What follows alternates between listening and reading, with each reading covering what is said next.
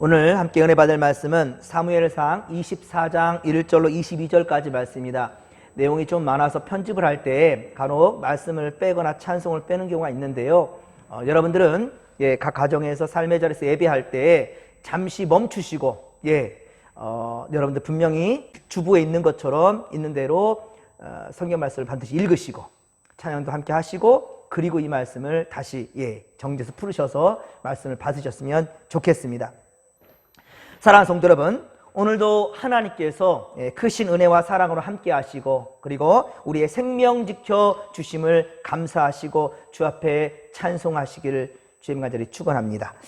여러분, 우리는 인생에서 수많은 선택을 하며 살아갑니다. 오늘 하루만 해도 여러분들은 많은 선택을 하셨을 것입니다. 그리고 지금 이 시간 이 예배를 드리기 위해서 여러분은 거룩한 선택을 하셨음을 또 감사하시기 바랍니다. 선택은 굉장히 중요합니다. 한 번 선택을 잘못하면 공든탑도 한순간에 무너질 수 있습니다. 그리고 인생의 방향이 전면적으로 수정되는 경우도 참 많습니다. 정부와 국회는 정책 결정과 실행에 있어서 많은 고민을 합니다. 그래서 어떤 선택을 하느냐에 따라서 우리 국가 경제에는 많은 영향력을 그렇게 끼치게 되기도 하지요. 오늘 아침 뉴스를 보니까 수천 명이 그렇게 접종해야 될 그러한 분량의 독감 백신이 참 아이스박스에 이동돼야 되는데 종이박스에 그렇게 이동되면서 실온에 노출되는 바람에 그것이 전부 폐기돼야 될 그러한 위기에 지금 놓였다고 합니다. 독감은 코로나 증상과 많이 유사해 가지고요, 그것을 지금 식별했는데도 많은 어려움이 지금 예상된다고 하니까요, 참 너무 안타깝습니다. 한순간의 실수로 그렇습니다. 더 큰 위기가 되지 않을까, 위기가 오진 않을까 걱정입니다. 여러분들 위해서 같이 기도해 주셨으면 좋겠고요. 그 실온에 이렇게 노출되었다 하더라도 그래도 건질 수 있는 것은 얼마일까라고 학자들은 생각하면서 고민하는 가운데 있대요. 정말 이 문제가 잘 해결되었으면 참 좋겠습니다. 다시 개발되어서 만들어진다면 또 수개월이 지난대요. 그래서 이번 겨울에 또 독감에 대한 이 문제가 코로나 이상으로 확산된 이 문제가 되지 않을까라는 고민입니다. 이 시간 함께 기도하면서 주의 긍휼을 바랬으면 좋겠습니다. 지금 코로나 사태도 마찬가지지요. 괜찮겠지라는 아니라는 생각이 감염 그 확산을 더욱더 키웠지 않았습니까? 많은 이들이 고통 가운데 그래서 우리가 지금 처하게 되었습니다. 100명대 그 이상으로 확진자가 매일매일 나오다가 또 잠깐 또 60, 70명대로 좀 줄긴 했지만 우리가 지금 종잡을 수 없는 상황입니다. 오르락내리락 지금 계속해서 감염자 확산된 수가 지금 그렇게 있습니다. 지혜로운 생각과 판단들로 코로나 사태가 속히 종식될 수 있도록 우리 함께 기도하며 나아갔으면 좋겠습니다. 그리고 더더군다나 곧 좀 추석 명절이 다가오고 있잖아요. 이 명절로 하여금 또다시 확산이 크게 될까봐 좀 걱정이 많이 됩니다. 여러분들 위해서도 기도해 주시기를 부탁드립니다. 오늘 성경에서는 사울과 다윗의 선택을 볼 수 있습니다. 그리고 우리는 이들의 선택을 통해서 하나님 옆에 의가 무엇인가, 하나님이 기뻐하시는 것이 무엇인가, 이 시대에 우리가 선택해야 할 것, 어떤 바른 선택을 할 수 있는가라는 것을 우리가 깨닫는 시간 되기를 소망합니다. 다윗은요, 골리앗을 죽인 이래로 계속해서 전쟁에서 승승장구했습니다. 나가서 블레셋과 싸울 때마다 승리했어요. 하지만 그러면 그럴수록 어떻습니까? 사울 왕에게 미움을 받게 됩니다. 급기야 죽이려고 듭니다. 사사로이는 자신의 사위이지 않습니까? 그리고 자신의 악령을 쫓아준 참으로 고마운 사람이 다윗 아닙니까? 그러나 그를 미워하게 되니까, 한번 미워하기 시작하니까 이제는 사울은 이성을 잃어버립니다. 그 일날 구출할 때 다윗은 약간 머뭇거리긴 했습니다. 자기와 함께하는 사람들이 또한 반대도 했고요. 하지만 다윗은 어떻습니까? 이성적인 판단이 아니라 하나님께 물었어요. 하나님의 뜻을 따랐습니다. 그래서 그 일날 구출해내잖아요. 그런데 사울 왕은 어땠습니까? 오히려 자기 대신에 백성들을 살려냈으니 고마워해야 되잖아요. 하지만 오히려 그 일라에 있는 다윗을 죽이려고 들잖아요. 그리고 안타까운 것은 지난주에 보았었죠. 그 일라 사람들이 다윗을 사울에게 넘기려고 들었잖아요. 또 이어서 그가 피한 곳이 십광야, 십지역은 우리 다윗의 같은 유다 지파의 사람이란 말이에요. 그런데 그들이 오히려 사울에게 밀고를 하잖아요. 계속해서 배신을 당하고 선한 일을 했음에도 불구하고 자기에게 돌아온 것은 계속해서 어려운 환경에 처하고 있단 말입니다. 그런데 보셨죠? 다윗은 단 한 번도 입술로 범죄하지 않습니다. 원망하지 않습니다. 하나님의 때를 따라서 그렇게 이동하는 우리 다윗을 볼 수 있단 말이죠. 이것이 바로 다윗과 사울의 차이점이죠. 세상 사람들과 하나님 믿는 사람의 구분이 바로 이러한 모습, 우리 삶 가운데도 보일 수 있기를 주님의 간절히 축원합니다. 자, 오늘 보면 그렇습니다. 오늘 보면 2절에 보면 온 이스라엘에서 택한 사람만 무려 3,000명을 끌고 사울은 다윗을 추격해 옵니다. 정말 다윗의 인생은 너무 기구하지요. 하지만 보십시오. 끊임없이 자신을 죽이려고 든 사울을 향해서 원망과 분평의 분노의 마음을 표출해내지 않고 있단 말입니다. 다윗은 어느 한순간도 입술로 범죄하지 않고 있어요. 그런데 어느 날 사울이 다윗을 잡으려고 이렇게 쳐들어왔는데 뒤를 보려고 지금 3절 보면 그렇죠? 사울이 뒤를 보려고 굴 속에 들어왔습니다. 뒤를 본다는 것은 용변을 보기 위해서 이제 들어왔다는 거예요. 그런데 그 굴은 마침 누가 있는 곳이었어요? 다윗이 깊숙한 그 굴에 숨어 있었습니다. 이것을 본 다윗의 부하들은 사울을 죽일 수 있는 절호의 기회가 왔습니다 라고 하면서 환호합니다. 이제 드디어 우리의 원수 다윗을 괴롭히는 이 사울왕을 이제 해할 수 있는 절호의 기회가 왔다라고 좋아합니다. 그들은 사울이 용변을 보기 위해 왜 하필 우리가 숨어있는 굴 속으로 들어왔냐는 거예요. 그렇기 때문에 이것은 분명히 하나님이 주신 기회다라고 말합니다. 여러분, 어떤 고등학생이 하나님 옆에 나와서 기도합니다. 하나님, 가정 형편이 너무 어려워서 문제집을 사려 하는데 돈이 없어요. 하나님, 내게 물질을 주십시오 라고 기도했어요. 그리고 예배가 끝나고 기도가 끝나고 이제 집으로 향하는데 가다가 웬 지갑이 자기 발 앞에 떨어져 있어요. 그 지갑 속에는 돈이 한 뭉치가 들어가 있어요. 그것을 본 학생이 이야, 하나님이 이렇게 나에게 응답 주시네 라고 해서 그 돈을 취했습니다. 여러분, 이 학생이 기도 응답 받은 겁니까? 그리고 춤을 추며 좋아하는 모습이 하나님 앞에 합당한 모습입니까? 이 학생은 기도에 응답받은 것이 아니라는 거예요. 순전히 자기 주식적인 생각이지요. 예전에 얘기했잖아요. 이런 비유가 있는데요. 새벽 예배를 드리고 집으로 돌아가는 와중에 호박이 그냥 이렇게 굽덩태 있어요. 그러니까 아이고야, 하나님이 나에게 예배 드리고 이 새벽에 일어나서 하나님 앞에 예배 드리고 하루를 시작한다고 이렇게 복을 주셨네? 이 복입니까? 아니에요, 여러분들. 그건 절도죄예요. 그러니까 사람들은 어떠냐면 이기심과 죄성 때문에 자기 마음대로 성경을 해석하고 풀이한다는 거예요. 사실 다윗의 사건은 지금 애매한 상황이에요. 보면 다윗의 부하들의 해석을 보면 좀 타당성이 있어 보이긴 하잖아요. 사울이 다윗을 계속해서 공격하고 죽이려고 들잖아요. 다윗이 먼저 사울을 죽이려고 든 것이 아니었잖아요. 다윗이 사울을 먼저 미워한 게 아니었잖아요. 오히려 다윗은 사울이 악령에 시달릴 때 그의 악령을 찬양을 하며 악기를 연주하며 해방하게 했잖아요. 구원해냈잖아요.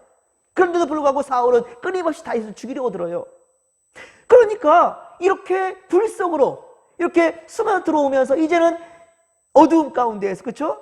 다윗이 사울을 죽인다더라도 그 누가 알 수 없는 상황이야. 이거 하나님 주신 기회가 아니냐라고 해석했단 말이죠. 사람들은요, 다윗과 함께한 그런 사람들은. 그런데 다윗은 하나님의 뜻에 자기의 마음을 둔 거예요. 자기 마음에 하나님의 뜻을 끌어온 것이 아니라, 자기의 생각에 하나님의 뜻을 끌어온 것이 아니라 내 생각을 어디에? 하나님의 뜻에 맡긴 거예요. 내 시선을, 내 관점을, 내 마음을 하나님의 마음에 그렇게 다가선 거죠. 하나님의 마음으로, 하나님의 말씀으로 해석한 거죠. 그렇습니다. 다윗은 하나님의 뜻에 자기의 마음을 두었던 거예요. 그래서 하나님께 기름 부음 받은 자를 내가 결코 해할 수 없다. 하나님께 기름 부음 받은 자를 죽이는 것은 하나님의 뜻이 아니다 라는 사실, 거기에 바울은 아멘했던 거예요. 그 말씀에 순종했던 거예요. 사실 다윗은 판단이 흐릴 정도로 상황이 지금 너무 어려운 상황이에요. 그런 현실 가운데 있습니다. 나라와 민족을 위해 헌신적으로 목숨을 걸고 싸운 대가가 이렇게 쫓기는 것입니까? 쫓기는 신세예요. 왕한테 미움을 받을 일은 조금도 한 적이 없어요. 그런데 지금 왕에게 지금 미움을 받고 있고요. 그리고 왕의 눈치를 보고 있는 많은 사람들은 계속해서 다윗을 사울에게 일러 바치고 있잖아요. 그 일날 구했는데 그 일날 사람들이 다윗을 일러 바치고 자기의 동포인 바로 10사람들은 그 지역의 사람들은 오히려 다윗을 사울에게 그렇게 일러 바치는 것이 오히려 하나님의 뜻이다. 이것이 우리가 할 수 있는 본분이다라고 그렇게까지 그죠? 23장 사무엘상 23장 20절에서 그렇게 말했죠. 그를 왕의 손에 넘기는 것이 우리의 의무입니다. 이렇게까지 말했어요. 다윗의 상심한 거 한번 생각해 보십시오. 얼마나 배신감이었겠습니까? 의를 위해 싸웠는데 계속해서 억울한 상황에 지금 처하고 있으니까요. 그렇죠? 여러분, 상황이 불리하고 너무 억울한 상황에 있다 한다면, 그리고 또한 주변 사람들이 부추긴다면 여러분은 어떻게 판단하고 행하겠습니까? 여러분들의 선택은 과연 무엇이겠습니까?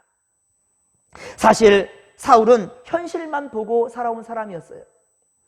앞서 사무엘상 13장 그 사건을 보면 여러분들, 사울이 블레셋과 전투를 앞두고 백성들 안심시키기 위해서 계속해서 전쟁을 지금 치러야 되는데 약속된 시일 안에 사무엘 제사장이 오질 않아요.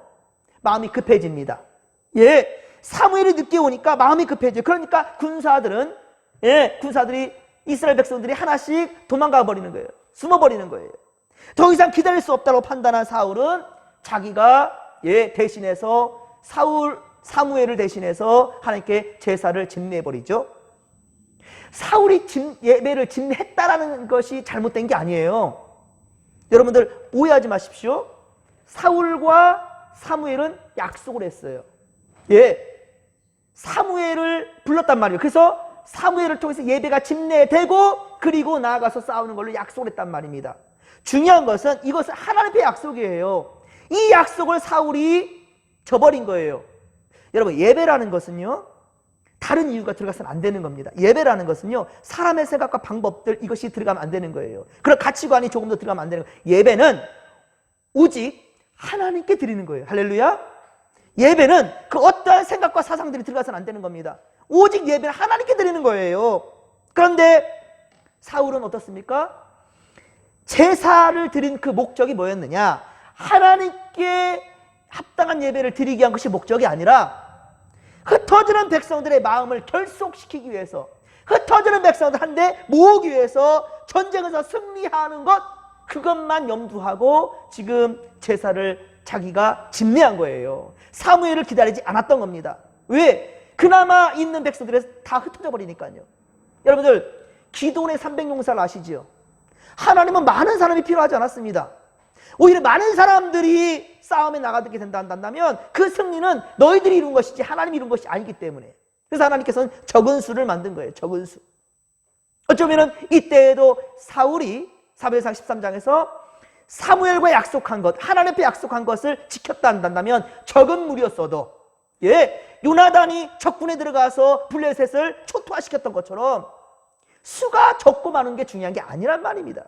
이미 벌써 이때부터 사울은 틀어지기 시작한 거예요. 하나님 중심의 마음이 세상 중심의 마음으로, 사람 중심의 마음으로, 인본주의로 바뀌어 버린 거죠. 그게 바로 문제였던 겁니다. 그런 차원에서 우리가 어떤 목적을 가지고 신앙생활을 하느냐라는 것은 매우 중요하다는 것입니다. 굉장히 중요한 거예요. 그렇기 때문에 여러분들, 지금 이 예배를 드린 여러분들, 바로 성전이 아니어도 삶의 자리에서 누차 강조합니다. 정직한 믿음, 코람데요, 최선을 다해 정직한 믿음으로 아버지 앞에 나아갈 수 있기를 주님의 간절히 축원합니다. 당부드립니다. 부탁드립니다. 그래서 다시금 우리가 예배를 드리는 성전 예배가 회복될 때는 저도 놀라고 여러분도 놀라고 하나님도 너무 기뻐하시는 그런 축제 예배가 될 수 있게 되기를 주님의 간절히 축원합니다. 축원합니다. 그렇습니다. 여러분, 마태복음 6장 32절에 보면 이미 하나님은 무엇이 우리에게 있어야 될 줄 안다는 거예요. 무엇이 너희에게 있어야 될 줄 우리 하나님이 아신다는 거예요. 예. 그리고 빌립보서 4장 19절. 빌립보서 4장 19절에 말씀합니다. 나의 하나님이 그리스도 예수 안에서 영광 가운데 그 풍성한 대로 너희 모든 쓸 것을 채우시리라. 할렐루야. 우리에게 필요한 것을 누가 채우신다고요? 하나님이 채워주신다고요. 왜 그것을 믿지 못합니까? 믿지 못하니까 하나님의 방법이 아니라 세상 방법으로 나아가는 거예요. 예. 사르밧 과부가 이제 한 주먹밖에 되지 아니하는 것, 이거 먹고 죽자, 이거 먹고 죽자라고 했을 때, 아니요, 그것을 주의 종에게 드렸을 때, 예, 그렇습니다. 주의 종에게 드렸을 때 오히려 하나님은 그에게 풍성한 것으로 갚아주셨단 말이에요. 여러분들, 어렵다고 힘들다고 예배를 소홀히 드리거나 하나님께 드릴 예물을 절대로 여러분들 가로채지 마십시오. 예, 여러분들 절대로 사도행전 5장에 아나니아와 삽비라, 예, 그 부부가 어떻게 행했는지를 여러분들 꼭 보십시오. 절대로 하나님의 코람되어 정직한 믿음이시기 바랍니다. 여러분이 염려하고 근심해가지고 일을 만들어갈 것이 아니라 그럴수록 더욱더 하나님께 정직한 믿음으로 나간다면 하나님이 우리에게 무엇이 있어야 되는지를 아신다니까요. 하나님이 우리 삶 가운데 무엇이 있어야 되는지를. 그래서 우리 쓸 것을 채우시는 하나님의 역사와 은혜를 경험하게 되기를 주님의 이름으로 간절히 축원합니다. 축원합니다. 그렇습니다. 사랑하는 성도 여러분, 힘이 들고 어렵고 불리한 상황일수록 더욱더 하나님의 뜻을 추구하는 사람들이 되시기를 간절히 빌고 소망합니다. 자, 세상을 선택하는 것이 아니라 영적인 삶을 선택하시기 바랍니다. 우리는 하나님의 원칙대로 살아가는 사람들, 바로 성도요 그리스도인, 바로 예수의 사람들이기 때문입니다. 특히나 우리 진목교회, 그렇습니다. 바로 건강한 교회 성도들이기 때문에 이 믿음을 여러분들 절대로 잊지 마시고, 예, 이 믿음 붙잡고 주님 바라보면서 나가시기를 주님 간절히 축원합니다. 자, 5절에 보면, 오늘 보면 5절에 보면 다윗은 차마 자신과 함께했던 사람들의 뜻을 따를 수가 없었어요. 자신들과 함께한 사람들, 참 정말로 어려운 때를 다 그렇게 극복하면서 함께했던 이 동지들, 그런데 그들은 이 절호의 기회가 왔으니 사울 왕을 없애자는 거예요. 그런데 다윗이 어떻게 했습니까? 예, 사울의 옷자락만을 살짝 베었습니다. 자, 그러나 보십시오. 자, 다윗과 함께했던 사람들은 이때를 놓치지 말고 사울을 죽이자고 했는데 다윗은 사울의 옷자락을 살짝 베었어요. 어두워서도 좀 느낌이라도 났을 텐데 얼마나 조심스럽게, 그것도 많은 부분이 아니라 살짝 베었겠죠. 그러니까 모르죠. 예? 근데 그렇게 옷자락을 베었는데, 자, 한번 보십시오. 다윗의 마음이 어땠습니까? 다윗의 마음이 어떻다고 기록하고 있습니까? 마음에 찔림이 있었다라는 거예요. 5절 말씀 보십시오. 이로 말미암아 어땠다고요? 다윗의 마음이 찔려. 다윗의 마음이 불편한 거예요. 하나님의 세운 왕의 옷자락을 감히 베었다는 것, 이것은 목숨을 해할 수도 있었으나 해하지 않았다는 것은 칭찬받을 수만 한다 할지라도, 그럼에도 불구하고 왕의 옷자락을 베었다라는 것만으로도 죄를 지었다라고 생각한 거예요. 나는 왕 앞에 죄를 지었다라고 생각하니까 그 마음이 불편했던 겁니다. 그래서 6절 말씀, 자, 6절 말씀을 우리 같이 한번 읽겠습니다. 자기 사람들에게 이르되 내가 손을 들어 여호와의 기름 부음을 받은 내 주를 치는 것은 여호와께서 금하시는 것이니 그는 여호와의 기름 부음을 받은 자가 됨이니라 하고, 아멘. 네, 그렇습니다. 다윗은 상황에 따라 다른 판단을 내리지 않습니다. 상황에 따라 인간적인 생각으로서 그렇게 행동하지 않습니다. 오직 하나님의 법대로 행하는 사람이었던 거예요. 원수처럼 여기며 자신을 죽이려고만 드는, 그 자신을 죽이려고만 달라드는 그 혈안이 된 우리 사울. 근데 다윗은 그를 해할 수가 없었던 거예요. 하나님이 금하신 것이기 때문에. 그리고 다윗은 사울에게 이 사실을 이제 알리지요. 그런데 우리 8절 한번 보십시오. 8절에 보면 다윗은 어떻습니까? 원망스러운 사울임에도 불구하고 그의 신하된 도리요, 또한 그러니까 사울의 신하된 도리이고 하나님의 세운 왕이기 때문에 사울 왕을 불렀을 때 사울 왕이 뒤돌아보니까, 자, 그 다음에 다윗이 한 행동이 무엇이었습니까? 사울 왕을 향해서 어떻게 했어요? 엎드려 절하였더라. 그렇죠. 엎드려 절합니다. 우리 8절 하반절, 그렇죠? 예, 다윗이 땅에 엎드려 사울을 향해서 절했다라는 거예요. 예, 뿐만 아니라 10절 보십시오. 오늘 보면 10절 보면 그의 진심을 말하는데요. 다윗의 진심 어린 마음을 하는데 그 마음이 뭐예요? 다윗은 왕을 아꼈다라는 거예요. 자기를 죽이려고 드는 사울인데도 다윗은 어때요? 사울 왕을 아꼈어요. 사사로이는 자기 장인이기도 하지만 하나님의 세운 왕이기 때문에, 예, 그래서 그 왕을 위했던 거예요. 아꼈던 겁니다. 그리고 더욱 중요한 것은 하나님의 뜻을 거스를 수가 없어서 왕을 해할 수가 없었노라 라고 그렇게 고백합니다. 물론 이 상황을 지켜보는 다윗과 함께한 많은 사람들은 마음이 불편했을 겁니다. 그리고 다윗을 향해서 참으로 어리석다, 참으로 어리석다, 그렇게 여겼을지도 모르겠어요. 사울왕을 죽이면 더 이상 도망자의 신세가 아닐 텐데, 더 이상 도망다니도 안 해도 될 텐데, 예, 그리고 어찌 보면은 이스라엘 나라도 이제는 안정권에 들어설 수 있을 텐데, 예, 이제는 이스라엘 이 땅도 안정이 될 텐데 왜 어찌해서 저 바보 같은 행동을 할까? 하나님 주신 기회가 분명한데 왜 어찌해서 죽이지 못할까, 사울을? 이 기회를 놓쳤다라고 생각하는 많은 사람들. 그러나 다윗이 먼저 사울을 죽이려고 한 것도 아니고, 그렇죠? 다윗이 사울을 먼저 죽이려고 한 것도 아니고 사울 왕이 다윗을 죽이려고 하니까, 예, 그래서 다윗은 원수 갚은 것으로 생각한다 하더라도 그렇게 큰 죄라고 여기지는 않을 것 같은데, 그렇죠? 백성들도 아마 그것 때문에 살인자라고 다윗을 몰아가지는 않을 것 같아요, 그렇죠? 특히 사울은 나라와 백성의 안위보다도 다윗을 죽이려고 안간힘을 쓰고 있지 않습니까? 그럼에도 다윗은 인간적인 감정에 치우치지 않았어요. 그리고 하나님의 판단에 모든 것을 맡겼지요. 그리고 13절에 속담까지 언급합니다. 13절에 보면 다윗은 속담까지 말하는데, 악은 악인에서 난다, 악은 악인에게서 나는 거다, 예, 그렇게 말하면서 자신은 왕을 해하려 하지 않았다. 그러니까 나는 당신을 죽이려고 하는 악인이 아닙니다 라는 것을 지금 알리고 있는 거죠. 즉 자신은 사울왕을 죽이려 하는 악한 생각이 없으니 이제라도 왕은 나를 죽이려는, 예, 나를 죽이려는 것에 대해서 이제 그만 그 행동을 멈추십시오. 이거는 분명히 악한 행동 아닙니까? 라고 하면서 자신은 왕을 해야 할 생각도 없으니까 당신 왕도 제발 이제 그만, 예, 나를 죽이려는 것에 대해서 이제 멈추시오. 더 이상 악을 행하지 마십시오 라고 지금 말하는 것이지요. 그렇습니다. 그리고 반드시 자신의 억울함을 하나님께서 풀어줄 거라는 다윗은 확신이 있었습니다. 당신이 날 왕이요, 왕께서 날 아무리 죽이란다 할지라도 하나님 나를 계속 살려주고 있는 것을 당신도 알지 않습니까? 그렇습니다. 하나님은 반드시 나의 억울함을 풀어주실 것이고, 그리고 왕의 손에서도 건져내 주실 것을 나는 믿습니다 라고 말하고 있는 겁니다. 바로 이것이 다윗의 믿음이지요. 이 믿음을 우리도, 예, 따를 수 있기를 바랍니다. 우리도 이 믿음을 오늘 시간 배웠으면 좋겠습니다. 지금 정말로 너무 어려운 그런 사회이지만, 세상이지만 이때에도 세상의 방법을 따라갈 것이 아니라 이럴 때일수록 더욱더 여러분들 기도로 무장하시고 하나님의 말씀을 더욱더 가까이 하시고, 저는 오히려 이번 기회를 통해서 계속해서 말씀드리지만 여러분의 예배가, 하나님께 드려야 될 예배가 확실하게 회복될 줄로 믿습니다.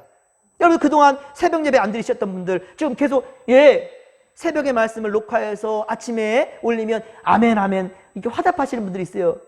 참 마음이 저는 너무 흐뭇해져요. 너무 감사합니다. 많은 말들을 제가 원하는 게 아닙니다. 하나님께서 그런 거 원할 거 아닐 것 같아요. 예, 네 백성이, 내 백성이, 예, 우리 진목교 성도들이 그래, 그렇게 말씀으로 무장하고 나가는 것 내가 너무 기뻐한다 라고 하나님께서 화답해 주시는 것, 그것을 내가 느껴요. 제가 너무 감사합니다. 여러분들 그동안 수요예배, 예, 수요예배 드리지 못했던 성도들, 지금 이 시간에, 예, 영상을 통해서 말씀을 접하신 여러분들, 그렇잖아요.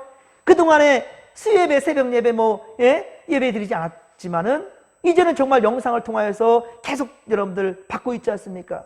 저는 분명히 다시금 성전 예배가 회복되면 놀라운 일이 있을 것 같아요. 정말 영상 예배를 드렸던 것에서 이제 벗어나서 수요 예배에 가득가득 채워질 것 같아요, 막. 예. 우리 진목교회 하면 새벽 예배 드리는 성도들이 많은 교회, 우리 진목교회 하면, 예, 수요 예배가 그렇게 사람들이 많이 가더라 라는 소문나는 교회, 저는 기대해 봅니다. 가능할 것 같아요. 진정 예배가 삶이 되고 삶이 예배가 되는, 할렐루야. 이것이 진짜 우리의 그냥 구령에서 끝나는 것이 아니라 외침에서 끝나는 것이 아니라 진짜 우리 삶의 고백이 되면서 하나님의 은혜가 우리 가운데 가득가득 채워지는 역사가 있게 되기를 주의 간절히 축원합니다. 축원합니다. 자, 16절에서 22절은 사울 왕의 회개하는 내용입니다. 예, 자신의 생명이 다윗 손에 있었으나 이제 그가 자신을 해하지 않았다는 그 사실을 이제 알게 되지요. 사울은 목소리를 높여 울었습니다. 예, 야, 이제 사울 왕이 웁니다. 우리 16절 하반절이죠. 내 목소리냐? 그러니까 다윗이 사울을 부른 거예요. 사울 왕이요. 그러니까 네 목소리냐? 내가 소리를 그러니까 하고 소리를 이 사울이 손을 높여 울었다는 거예요. 다윗의 목소리를 듣고 17절, 자 오늘 보면 17절을 같이 한번 읽겠습니다. 17절입니다. 다윗에게 이르되 나는 너를 학대하여되 너는 나를 선대하니 너는 나보다 의롭도다. 아멘. 네가 나를 선대하니 너는 참으로 의롭다라는 거예요. 예? 네가 나 선대한 것을 오늘 나타냈나니 여호와께서 나를 내 손에 넘기셨으나 네가 나를 죽이지 않았다. 18절에 그렇죠? 그리 말씀합니다. 그리고 다윗이 자신을 선대한 대로 하나님께서 다윗에게 선으로 갚으시기를 원한다. 죽이기를 원했던 사람이 사울 왕이 말입니다. 다윗을 죽이기를 원했는데 이제는 뭐라 합니까? 하나님께서 다윗에게 선으로 갚으시기를 원한다. 야, 이거 기가 막히죠. 그리고 뭐라 합니까? 더 기가 막힌 말을 합니다. 뿐만 아니라 사울은 다윗이 반드시 뭐가 될 거라고요? 왕이 될 것이다. 20절 보라 나는 내가 반드시 바로 네가 반드시 왕이 될 것을 안다 라고 말하는 거예요. 그러면서 뭐라 합니까? 이스라엘 나라가 이 나라가 너의 손에 견고히 설 것이다. 할렐루야.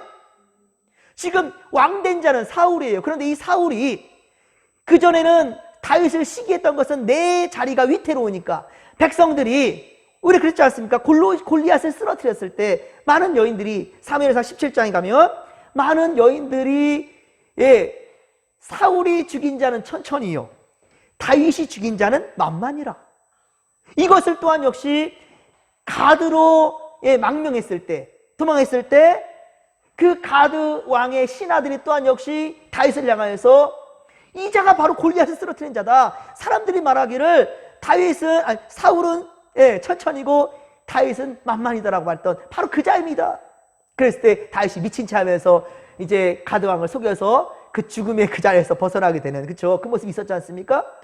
다시 말하면 뭐냐면 이웃나라 사람뿐만 합시다 모든 이스라엘 백성들 할 것 없이 다 전부 다 아는 사실이란 말이에요. 근데 중요한 것은 누구예요? 사울왕만 인정하고 싶지 않았던 거죠.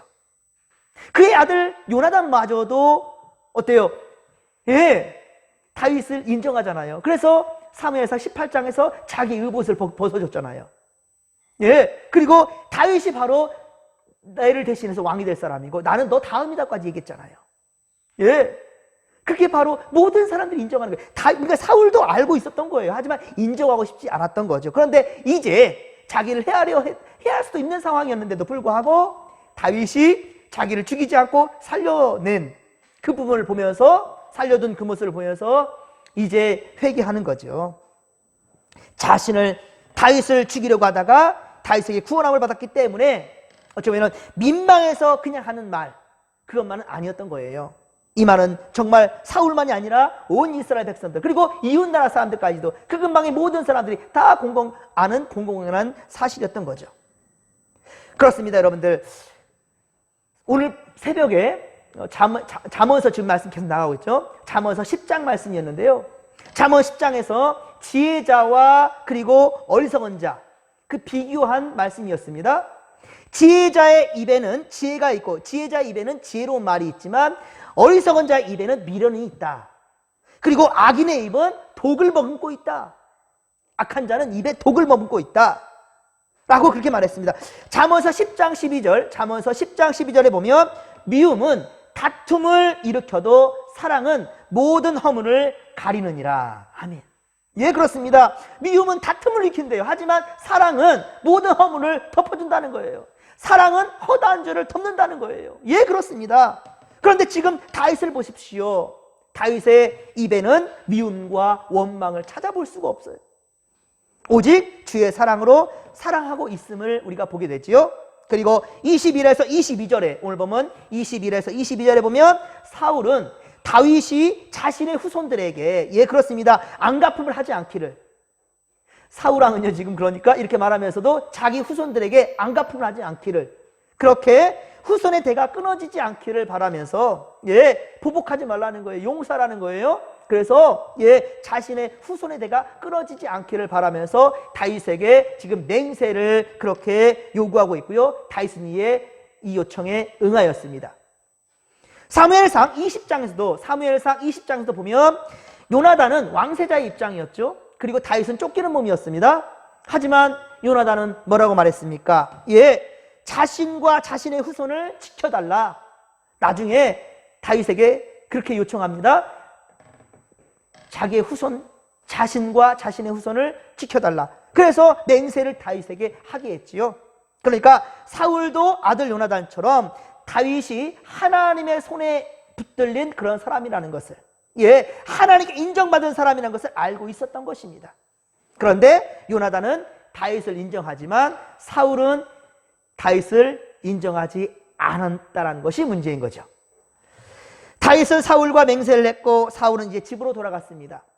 이대로 이제 사울과 다윗의 사이에는 이제 평화가 이루어진 것 같네요. 그렇죠? 그리고 이스라엘의 모든 나라, 이제 이스라엘 나라에는 그렇습니다. 이제 이스라엘 백성들의 삶도 안정기가 이제 찾아올 것 같지만 참 안타깝지요. 이대로 사울이 회개하고 더욱더 말씀 앞으로 가서 그리고 주의 마음을 그 마음에 담았다면 더 이상은 다윗을 시기하거나 불편한 마음으로 바라보지는 않았을 것입니다. 그리고 다윗을 쫓는 것도 끝냈을 것입니다. 하지만 안타깝게도 26장에 보면 다시 사울은 다윗을 죽이려고 들지요. 언제 이렇게 다윗을 향해서 말했는지 저 의심할 정도로, 이런 적 있었나 할 정도로 다시 말하면 여러분, 하나님 앞에 회개했을 때 그 회개한 순간으로 그냥 끝내지 마세요. 우리는 연약한 존재들이고요, 악한 마귀는 언제든지 또 우리를 엄습해 버립니다. 때문에 여러분, 말씀 앞에 회개했을 때 그대로 끝내지 마시고 그 회개의 여운을, 그리고 계속해서 우리 안에 악한 영을 다 몰아내고 하나님의 성령의 마음으로 그득히 채워질 수 있는, 할렐루야, 성령 충만의 삶을 계속해서 유지할 수 있도록. 대부분 우리가 기도원에 가거나 부흥 집회하게 되면 은혜 받았다고 하는데 그 다음 것을 유지해 가야 되는데 유지하지 못하는 게 문제인 거예요. 사울은 그것을 유지하지 못했기 때문에 다시금 도루묵이 돼버리죠. 그럼에도 다윗은 이스라엘이 위험에 처했을 때, 앞으로 계속 그래요. 이스라엘이 위험에 처했을 때, 자기는 계속해 쫓기는 몸이고요, 이스라엘이 어려움에 처했을 때 언제든지 왕을 대신하여 싸움터로 나아갑니다. 그리고 정말 육의 사람과 그렇습니다, 영의 사람의 차이가 확연히 드러나는 것을 우리는 계속해서 다윗과 사울을 통해서 보게 된다는 거예요. 여러분, 다윗은 철저하게 말씀을 실천에 옮겼습니다. 그래서 시편 23편 4절, 시편 23편 4절에 보면 내가 사망의 음침한 골짜기로 다닐지라도 해를 두려워하지 않을 것은 주께서 나와 함께 하심이라. 누가 한다고? 누가 함께? 주께서 나와 함께 하심이라. 지팡이와 막대기로 나를 아니하시나이다. 아멘. 지팡이와 막대기로 나를 치면서 계속해서 연단하시면서 결국은 나를 평안한 길로 인도하신다는 거예요. 지팡이와 막대기로 나를 아니하신다는 거예요. 사망의 음침한 골짜기로 다닐지라도 해를 두려워하지 않는다는 거예요. 그 이유가 뭐냐? 주께서 나와 함께 하시기 때문이죠. 사랑하는 성도 여러분, 정말 다윗은요, 사망의 음침한 골짜기를 몇 번이나 그렇게 지나간지 몰라요. 하지만 그럴 때마다 어떻습니까? 순간순간 하나님이 간섭하시고 위기에서 건져내 주시고 인도해 주시는 이러한 손길을 다윗은 계속해서 경험했다는 거예요. 그래서 그 경험한 순간 잊어버리지 않고요. 그래서 여러분들 일기 쓰는 것도 매우 중요하다니까요. 깨달은 것들을 여러분들 참 한번 다 기록해 보세요. 저는 핸드폰에 보면요, 그런 기록한 것들이 정말 많습니다. 그때마다 다 기록을 해요. 다 기록. 예전부터 저는 일기 쓰는 걸 참 좋아했었는데요. 학창시절 때 일기들 보면 참 너무 재밌는 게 많아요. 여러분들, 하나님께서 은혜 주셨던 것 망각하지 마세요. 항상 기록하시기 바랍니다. 그런 습관을 여러분들 살면 배웠으면 좋겠어요. 얼마나 감사한지. 다윗이 바로 그렇게 기록한 것이 바로 시편이라니까요. 예, 그렇습니다. 여러분, 다윗은 사망의 음침한 골짜기에서 하나님을 만났고 그렇게 체험했던 거예요. 그리고 그 체험한 것을 혼자만 알고 끝난 것이 아니라 항상 연약한 믿음에 있는 사람들에게 힘이 되어주고 힘을 북돋아주고 위로해주는 그런 역할을 지금도 끊임없이 시편을 통해서 해주고 있다는 말이죠. 그래서 다윗은 불평의 입술이 언제나 감사로 바뀌었던 거예요. 선으로 악을 이길 수 있는 힘은 바로 하나님을 어떤 환경과 상황에 처하든지 전적으로 신뢰하고 의지하는 것입니다. 그래서 로마서 12장 21절, 로마서 12장 21절에 보면 악에게 지지 말고 무엇으로? 선으로 악을 이기라. 할렐루야! 우리가 악을 이길 수 있는 것은 선이라는 거예요. 악한 자에게 악으로 대적하는 것이 아니라 악한 자에게 선으로 다가선다 한다면 이 악한 것을 이겨낼 수 있다는 거예요. 지금 다윗이 그러고 있잖아요. 다윗이 악한 사울에게 대적한 것이 아니라 악한 사울에게 선으로 대하고 있잖아요. 그 사울 왕을 부를 때 사울 왕이 쳐다보니까 엎드려서 절을 하였습니다. 그리고 내가 당신을 너무 아끼고 사랑합니다. 그 진심의 말을 하고 있는 거예요. 그리고 제발 이제 당신도 악한 길에서 벗어나시오 라고 말하고 있는 것을 보게 되지요. 네, 그렇습니다. 내 눈에 보이는 악한 상황 가운데 지금 죽인다 하여도 다시 살릴 수 있는 분이 바로 하나님이라는 것, 이런 사실을 믿는 자만이 아브라함처럼 이삭을 단에 바칠 수 있는 거예요.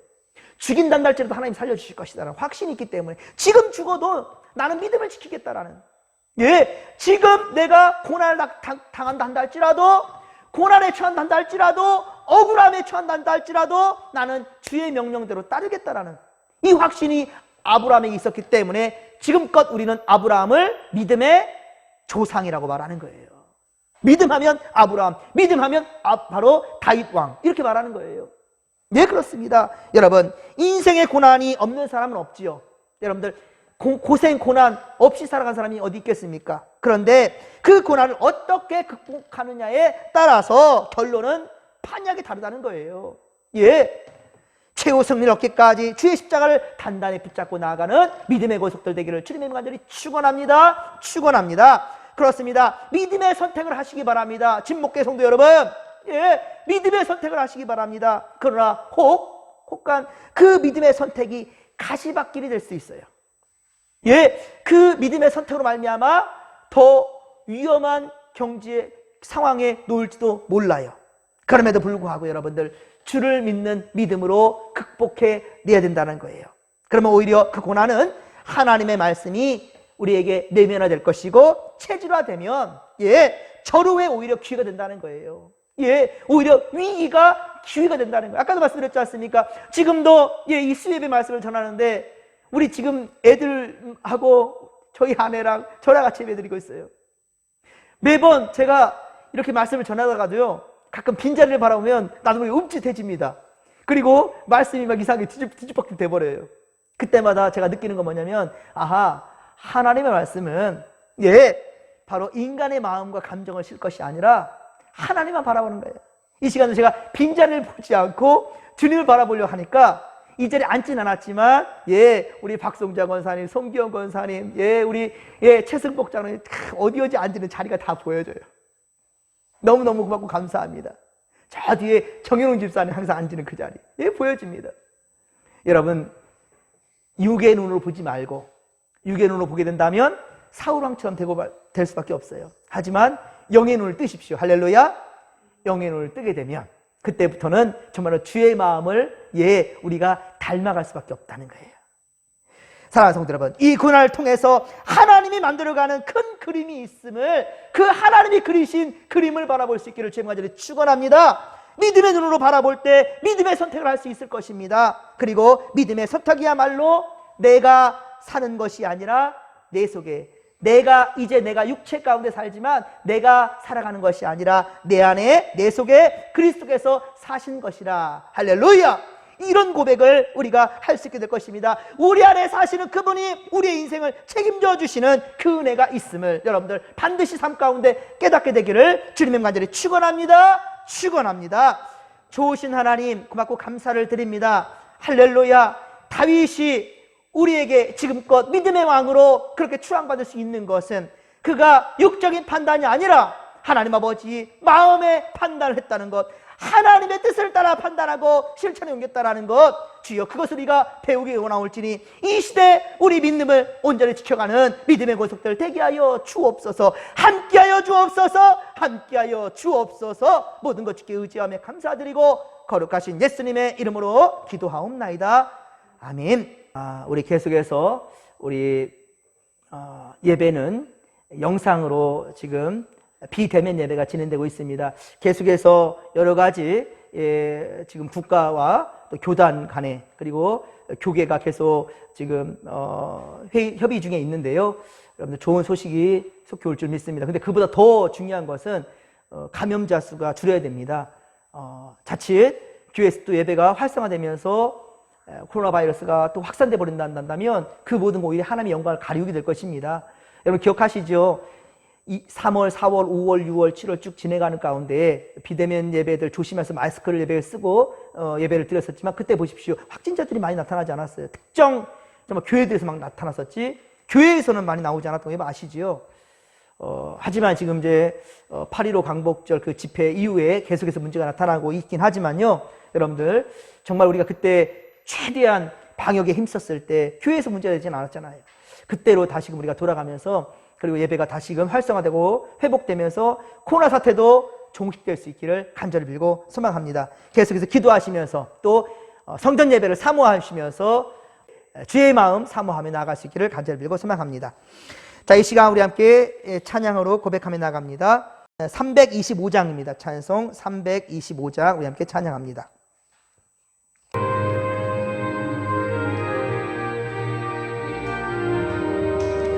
예수가 함께 계시니 시험이 오나 겁없네. 기쁨의 근원 되시는 예수를 위해 삽시다. 날마다 주를 섬기며 언제나 주를 기리고 그 사랑 안에 살면서 딴 길로 가지 맙시다. 이 세상 사는 동안에 주 이름 전파하면서 무한한 복락 주시는 예수를 위해 삽시다.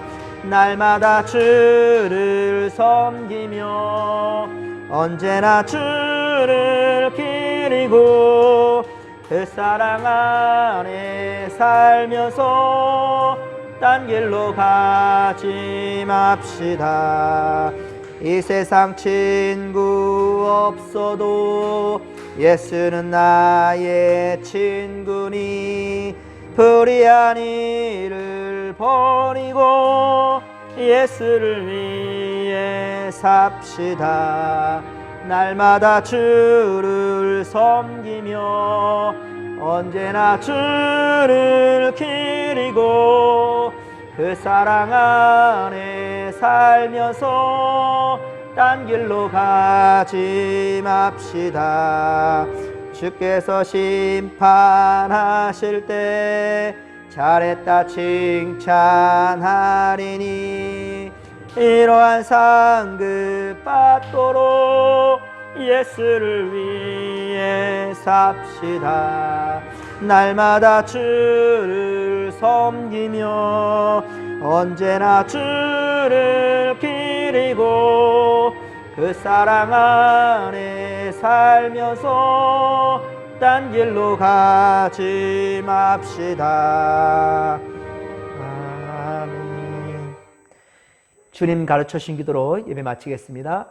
하늘에 계신 우리 아버지, 아버지의 이름을 거룩하게 하시며 아버지의 나라가 오게 하시며 아버지의 뜻이 하늘에서와 같이 땅에서도 이루어지게 하소서. 오늘 우리에게 일용할 양식을 주시고 우리가 우리에게 잘못한 사람을 용서하여 준 것 같이 우리의 죄를 용서하여 주시고 우리를 시험에 빠지지 않게 하시고 악에서 구하소서. 나라와 권능과 영광이 영원히 아버지의 것입니다. 아멘.